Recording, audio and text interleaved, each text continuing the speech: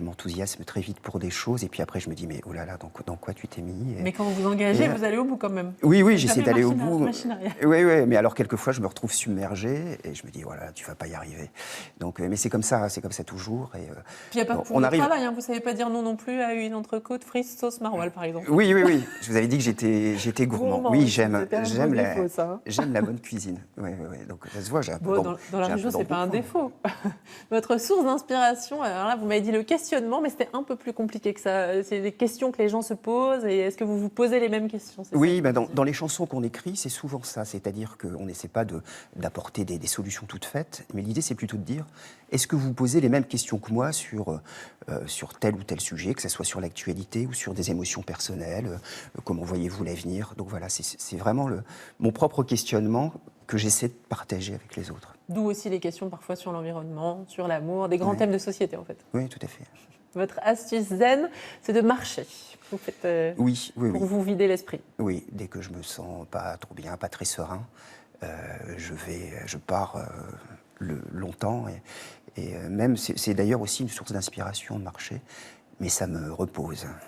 Faire de la musique aussi, vous dites que c'est une astuce zen et que tout le monde devrait faire de la musique.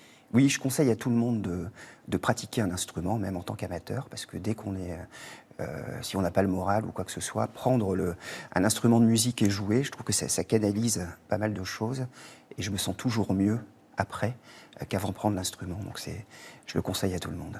Et puis alors vous avez cette jolie devise, aimer quelqu'un, c'est faire en sorte qu'il s'aime davantage. Oui, alors je ne sais pas de qui vous l'avez entendu, mais... Voilà, je pense que je l'ai lu quelque part. Vous n'avez qu'à vous l'approprier, vous ne devriez pas dire ça, vous devriez dire c'est ma devise, c'est moi qui l'ai En fait, écrite. j'aurais aimé l'écrire.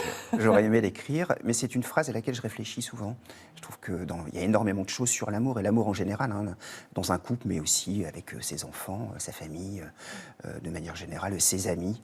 Je trouve que c'est une belle phrase. Ouais. Faire en sorte que l'autre prenne confiance en lui et s'aime davantage. Et puis, plus jeune, vous aviez des posters dans votre chambre, et notamment celui de 37,2 le matin, qui vous a beaucoup marqué. Et oui, ça fait partie des films de jeunesse. Hein. Je pense que j'étais tombé amoureux du personnage de Betty, hein, 37,2 le matin, le film de Jean-Jacques Benex. Et je me souviens que je suis sorti de ce film un peu déboussolé. J'avais adoré aussi la photographie, la musique. Et voilà, ça fait partie de ces choses de la jeunesse, on va dire, qui nous marquent à jamais. Donc je l'ai revu 2 fois et à chaque fois ça me fait bizarre. Et j'ai rencontré Béatrice Dalle et ça m'a fait très très bizarre de la voir.